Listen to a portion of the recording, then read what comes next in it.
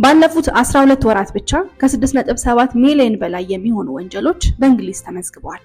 ይህ ማለት በየ5 ሰከንዱ አንድ ወንጀል ይፈጸማል እንደማለት ነው። ጨዋነት፣ ስነ ስርዓትና ስነ ምግባር መገለጫዋ የሆነችው እንግሊዝ ድብቅና አስደንጋጭ የሆነው ማንነቷ ፀሐይ የሞቀው ነው። ፖሊስ ከሚመዘገቡት ወንጀሎች ከ80 በመቶ በላይ የሚሆኑትን መፍታት ተስኖታል። አብዛኛዎቹ የወንጀል ክሶች አንድም ተጠርጣሪ ሳይገኝባቸው ይዘጋሉ። የሞተር ብስክሌት ጋንጎች ውድ የጌጣጌጥ መደብሮችን ከ20 ሰከንድ ባነሰ ጊዜ ውስጥ ባዶ ማድረግን ተክነውበታል።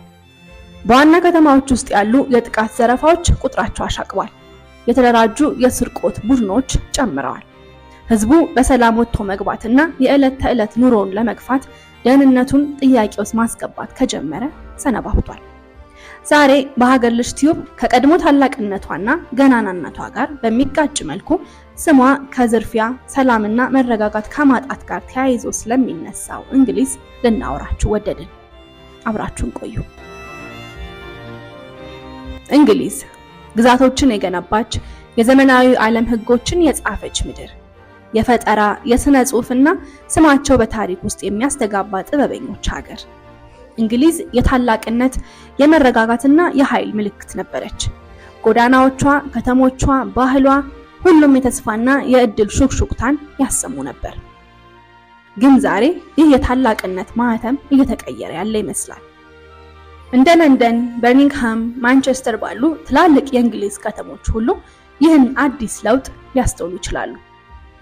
የቅርብ ጊዜ የእንግሊዝ ሪፖርቶች ሱቅ መስበር፣ የመድኃኒት ዝውውር፣ ስርቆት፣ የጎዳና ላይ ዘረፋና የተቀናጀ የቡድን ስርቆት መጨመሩን ያሳያሉ። እነዚህ የዘፈቀደ ድርጊቶች ብቻ ሳይሆኑ የተሰሉ ተግባራትም ናቸው። ይህች አዲሷ እንግሊዝ ነች። ይህ አዲሱ ቀውስ ነው። ለእንግሊዝ ዘመናዊ የወንጀል ማዕበል አንድ ምልክት አለ። የሞተር ብስክሌት ጋንግ። የሰሌዳ ቁጥር የሌላቸው እጅግ በፍጥነት ከአይን የሚጠፉ ቢበዛ ሁሉን ነገር ለማከናወን 30 ሰከንድ ብቻ የሚፈጅባቸው ሞተር ብስክሌቶች የአዲሷ መረጋጋት የሌለበት እንግሊዝ ምልክቶች ናቸው። እነዚህ ጋንጎች ወታደራዊ ስልትን ተጠቅመው ይንቀሳቀሳሉ። ወደ የቅንጦት መደብሮች ተጠግተው መስታወቱን ሰብረው ሚሊዮን ዶላሮችን የሚያወጡ ዕቃዎችን ሰርቀው በሽርፍራፊ ሰከንዶች ፍጥነት ወደ ጠባብ ጎዳናዎች ይገባሉ። በእንግሊዝ መደብሮችን የመዝረፍ መልክ ይህንን ይመስላል። የዘረፋ ቡድኑ ወደ አንድ በውድነቱ ወደ ተመረጠ መደብር ይገባል። የቡድኑ አባላት መያዝ የቻሉትን ያህል ይወስዳሉ። እናም እንደያገባባቸው በፍጥነት ከመደብሩ ወጥተው ይሰወራሉ። ጭንብል የለም፣ ፍርሃት የለም፣ ማመንታት የለም። ለዚህ ዓላማ የተከፈተ የዋትስአፕ ቡድን ስርቆቱን በቀጥታ ያስተባብራል። መኪኖች ውጭ ይጠብቃሉ። ሰራተኞቹ ለፖሊስ ሲደውሉ ወንጀለኞቹ ከደቂቃዎች በፊት ከአካባቢው ተሰውረዋል። በየ4 ደቂቃው በእንግሊዝ አንድ ሰው በስለት ይወጋል። ባለፉት 10 ዓመታት ውስጥ በእንግሊዝ የሚፈጸመው በስለት ነፍስ የማጥፋት ወይም የአካል ማጉደል ወንጀል ከ70 በመቶ በላይ ከፍ ብሏል። በሚያሳዝን ሁኔታ ከግማሽ በላይ የሚሆኑት ታዳጊዎች ናቸው። ለንደን ባለፈው ዓመት ብቻ ከ14000 በላይ በስለት የተፈጸሙ ወንጀሎችን አስመዝግባለች። ይህ ከዚህ በፊት ከነበሩት ዓመታት ከተመዘገበው ቁጥር ከፍተኛው ነው። በጣም አስደንጋጩ ነገር ደግሞ ይህ ድርጊት የሚከወነው በኩለ ሌሊት ጸጥ ረጭ ባሉ ጎዳናዎች አይደለም። በአውቶቡስ ማቆሚያዎች፣ በትምህርት ቤቶች፣ ሰው ዕለት ተዕለት በሚመላለስባቸው ጎዳናዎች ሳይቀር በቀን በብርሃን መሆኑ ነው። በስለት የሚፈጸሙ ወንጀሎች ለእንግሊዝ አዲስ አይደሉም። ነገር ግን እንዲህ በፍጥነት መጨመሩ እጅግ አስደንጋጭ ነው። ባለፉት 5 ዓመታት ውስጥ በስለት የተፈጸሙ ግድያዎች በ40 በመቶ ገደማ ጨምረዋል። በመላ ሀገሪቱ የሚገኙ የፖሊስ ኃይሎች በየቀኑ ለቁጥር የሚከብዱ ወንጀሎችን ሪፖርት ያደርጋሉ። ወጣት ወንጀለኞች፣ ወጣት ተጎጂዎች። ይህ ቁጥር እንዲጨምር ካደረጉት ምክንያቶች መካከል የማህበራዊ ሚዲያ ጸቦች መበራከታቸው፣ ጋንጎች እድሜያቸው ከ12 ዓመት በታች የሆኑ ህጻናትን መመልመላቸው፣ የወጣት ማዕከላት እጥረትና ድህነት ይጠቀሳሉ። ስለ እንግሊዝ ወንጀል ስናወራ አርዕስተ ዜና ስለሚሆኑት የወንጀል ቡድኖች፣ በስለት ስለመወጋት፣ ስለ መደብሮች መዘረፍ ብናነሳም በሀገሪቱ ውስጥ ያሉት ትላልቅ ወንጀሎች ግን በቴሌቪዥን እና በጋዜጣ የሚወጡት አይደሉም። ይልቁንስ በጸጥታ የሚፈጸሙት ድብቅ መኖራቸው እንኳን የማይታወቁ ወንጀሎች ናቸው። ለምሳሌ ያህል ማጭበርበር ወይም ፍራውድ የማይታየው ወረርሽኝ ባለፈው ዓመት ብቻ እንግሊዝ ከ4.2 ሚሊዮን በላይ የማጭበርበር ወንጀሎች ተመዝግበውባታል። ከሌሎች የወንጀል አይነቶች በብዛት የተመዘገበው የወንጀል አይነትም ነው። በብዛት ሲወራ ግን አይሰማም፣ ምክንያቱም በካሜራዎች የሚያዝ የወንጀል አይነት ስላልሆነ። ነገር ግን በሚያስገርም ፍጥነት የባንክ አካውንቶችንና ማንነቶችን በየቀኑ እያጠፋ ነው። ዜጎች ጠዋት ሲነቁ የባንክ አካውንታቸው ዜሮ ሆኖ ሊጠብቃቸው ይችላል። የጡረታ ፈንድ ይተናል። ሙሉ ወርሃዊ ደሞዝ ይጠፋል። እናም አብዛኛዎቹ ጉዳዮች ፍርድ ቤት አይደርሱም። ሌላም በቀን በብርሃን የሚፈጸም የእንግሊዝ ጎዳናዎችን በፍርሃት ያራደ የስርቆት አይነት አለ። ኪስ ማውለቅ፣ ቦርሳ፣ ስልክ ዕቃ መመንተፍ። በባቡሮች ውስጥ፣ በገበያ ማዕከላት፣ የእግር መንገድ በሚደረግባቸው ጎዳናዎች ሁሉ ይህ ወንጀል የተለመደና ብዙም የማያስገርም ሆኗል። ሌላው የዘመኑ የእንግሊዝ ራስ ምታት የዲጂታል ወንጀሎች ናቸው። ባለፈው ዓመት በእንግሊዝ ከ10 ሰዎች መካከል አንድ ሰው የዲጂታል ወንጀል ዓላማ እንደነበር መረጃዎች ያሳያሉ። በሳይበር ማጭበርበር ከ2.5 ቢሊዮን ፓውንድ በላይ ጠፍቷል። እና ደግሞ በሚገርም ሁኔታ አብዛኛዎቹ ጥቃት እየደረሰባቸው መሆኑን እንኳን አያውቁም። ይህ የእንግሊዝ አዲስ የወንጀል ማዕበል ነው። ጸጥ ያለ የማይታይ ነገር ግን በሁሉም ቦታ የሚገኝ። ፊሽንግ እንዲሁ አዲስ የዲጂታል የወንጀል አይነት ነው። ሐሰተኛ ኢሜሎች፣ ሐሰተኛ የስልክ መልእክቶች፣ ሐሰተኛ የባንክ ማስጠንቀቂያዎች ሁሉም እውነተኛ መስለው የተነደፉ ናቸው። አንዲት ጠቅታ ከዛም ወንጀለኛው የእርሶን የግል መረጃ አግኝቷል። የይለፍ ቃሎትን፣ የመዳረሻ ቦታውን፣ እንዲሁም ገንዘቦትን። ይህ በዘፈቀደ የሚከወን አይደለም። እነዚህ ጋንጎች እንደ ድርጅቶች ነው የሚሰሩት። የራሳቸው መመሪያ፣ ደንብና አደረጃጀት አላቸው። ሌላው የዲጂታል ወንጀል አይነት የፍቅር ማጭበርበር ወይም ሮማንስ ስካምስ ይባላል። በእንግሊዝ እንደ አዲስ እያንሰራሩ ያሉ የወንጀል አይነቶች ናቸው። ብቸኛ የሆኑና ግንኙነት የሚፈልጉ ሰዎችን ኢላማ ያደረገ ነው። ሐሰተኛ ማንነትን በመላበስ ቀድመው ፍላጎታቸውን ካጣሩ ሰዎች ጋር በፍቅር ይቀራረባሉ። በአካል አይገናኙም። በበይነ መረብ ብቻ ሐሰተኛ ፍቅር፣ ሐሰተኛ የወደፊት ህይወት። የዚህ ሰለባ የሆኑ ግለሰቦች በአንድ ዓመት ውስጥ ከ100 ሚሊዮን ፓውንድ በላይ እንዳጡ መረጃዎች ይጠቁማሉ። ሌላው ዲፕ ፌክ ብላክሜል ነው። ወንጀለኞች አርቲፊሻል ኢንተለጀንስን በመጠቀም ድምጾን መገልበጥ፣ ፈጽሞ ባልተከሰተ ሁኔታዎች ውስጥ የእርሶን ሐሰተኛ ምስሎች መፍጠር ይችላሉ። ከዛም ገንዘብ ይጠይቃሉ። ወይም ምስሎቹን ለቤተሰቦ፣ ለስራ ባልደረቦቹ ወይም ማህበራዊ ሚዲያ ላይ እንለቃለን ብለው ያስፈራራሉ። ከሁሉም የዲጂታል ወንጀሎች ልብ ሰባሪው ህፃናትንና ታዳጊዎችን ኢላማ የሚያደርገው የወንጀል አይነት ነው። ወንጀለኞች ራሳቸውን የታዳጊዎቹ እኩያ አድርገው ይቀርባሉ። ከዛም ፎቶዎችንና ቪዲዮዎችን ይጠይቃሉ። የተላኩትን ፎቶና ቪዲዮዎች ለራሳቸው ዓላማ ለወንጀል ያውሉታል።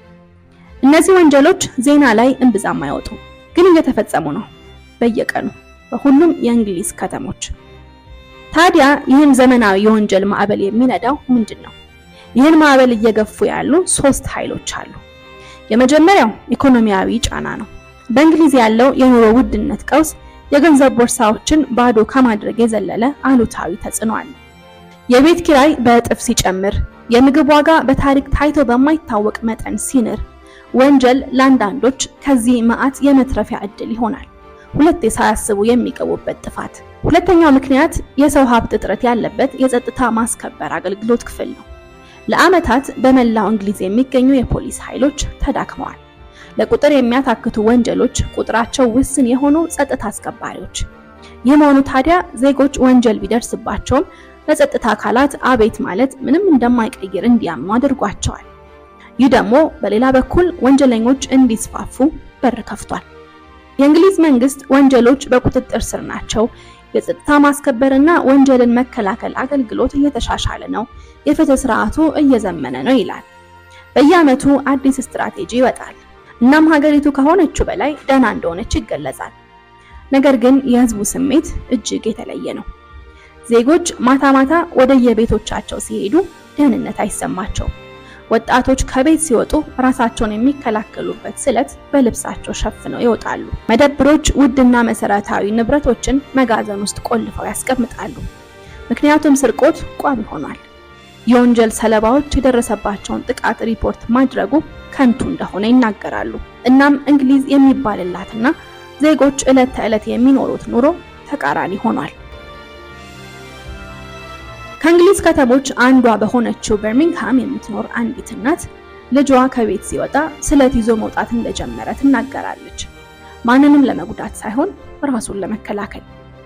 በምስራቅ ለንደን የሚገኝ አንድ የሱቅ ባለቤትም በየወሩ በስርቆት ምክንያት ለኪራይ ከሚከፍለው በላይ እንደሚያጣ ይናገራል።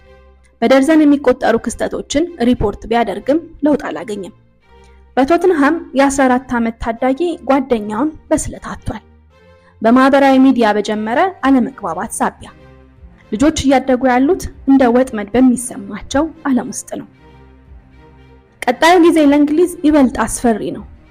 የበለጠ አደገኛ የዲጂታል ወንጀል፣ ዲፕ ፌክስ፣ የማንነት ክሎኒንግ ገና እየተጀመረ ነው።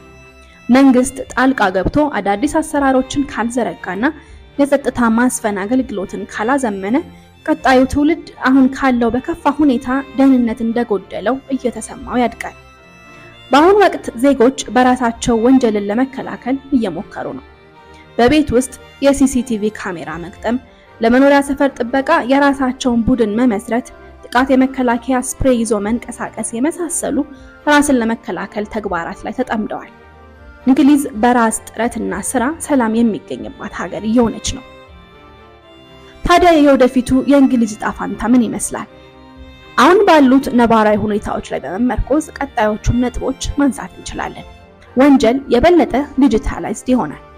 እንደ አውሮፓውያን አቆጣጠር በ2030 የሳይበር ወንጀልና ማጭበርበር የእንግሊዝ ትልቁ የወንጀል አይነት ይሆናል ተብሎ ተተንብዮአል። በአርቲፊሻል ኢንተለጀንስ የሚቀነባበሩ ማጭበርበሮች፣ የድምጽ ክሎኒንግ፣ ዲፕ ፌክ ብላክሜል፣ የባንክ ስፑፊንግ እና የአካውንት ጠለፋ ይበልጥ ይስፋፋል ተብሏል።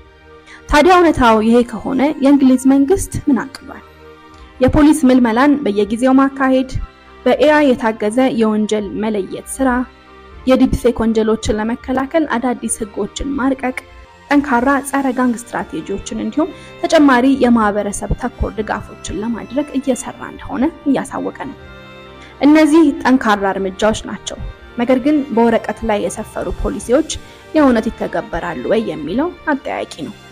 ቀጣዮቹ 5 ዓመታት እንግሊዝ በዜጎቿ ዘንድ የነበራትን እምነት መልሳ የምታገኝበት ወይም ይብሱኑ የምታጣበት ይሆናል። ሰላም የወንጀል አለመኖር ብቻ አይደለም፣ የመረጋጋት የተስፋና የድጋፍ መኖርም ነው። እንግሊዝ ሰላምን መልሶ ለማስፈን 5 ነገሮች ያስፈልጓታል። በወጣቶች ላይ ኢንቨስት ማድረግ፣ ተጠያቂነት ያለው የአካባቢ ጸጥታ ማስፈን አገልግሎት፣ ዘመናዊ ቴክኖሎጂዎች፣ የአእምሮ ጤና ድጋፍ እንዲሁም ለወንጀል ሰለባዎች ፈጣን ምላሾችና ጠንካራ ጥበቃ። ተመልካቾቻችን ለዛሬ ይዘንላችሁ የመጣነው ይሄንን ይመስላል። እንደወደዳችሁት ተስፋ እናደርጋለን። ከወደዳችሁት ላይክ፣ ሼር፣ ኮሜንት ማድረግ አትርሱ። ሰብስክራይብ እያደረጋችሁም ደግሞ የኛን ፋሚሊ ተቀላቀሉ። በቀጣይ በሌላ ቆንጆ ታሪክ እንገናኛለን። እስከዛው ሰላም ቆዩ።